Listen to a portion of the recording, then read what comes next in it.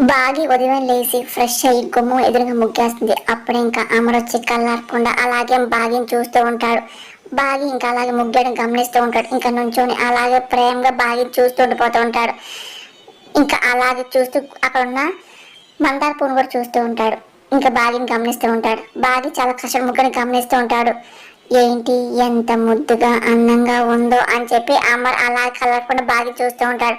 ఆ తర్వాత అమ్మని చూసి బాగా లేకపోతుంది. ఒకసారి తన కంట్లో ముగ్గు పడుతుంది.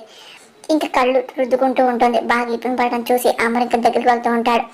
ఆగు, నేను చూస్తాను అని చెప్పి ఇంకా అమర్ అంటూ ఒకసారిగా తన కంట్లో పడిన దుమ్మును తీయబోతూ ఉంటాడు. ఇంకా బాగి ఎప్పుడైతే ఇంకా అమ్మని చూస్తుంటాడో కంగారు మనోహర్ యాదం వస్తూ ఉంటారు.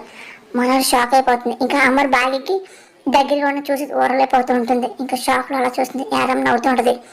బాగి కంట్లో పడిన దుమ్ముని అదే పనిగా దగ్గరికి వెళ్ళి తను ఊరుతూ ఉంటాడు. ఇంకా అమ్మ చేయడం అలా చూసి బావి కూడా అమ్మని అలాగే ప్రేమ కళ్ళార్పణ చూస్తూ ఉంటుంది.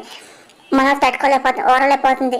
ఇంకా అమర్ పక్కకి వెళ్ళి అక్కడున్న మందార పువ్వుని తీసుకొని ఇంకా బాగికి ఇస్తూ ఉంటాడు. ఇంకా బాగి కూడా చాలా సంతోషంగా తీసుకొని చూస్తూ ఉంటుంది. అది చూసి ఒకసారి మనవరి కళ్ళార్పి చూస్తూ శ్రద్ధ పడిపోతూ ఉంటుంది. ఇంకా యాదం పట్టుకొని ఆపుతూ ఉంటుంది. అమర్ బాగి ఒకరినొకరు అలాగే చూసుకుంటూ ఉంటారు.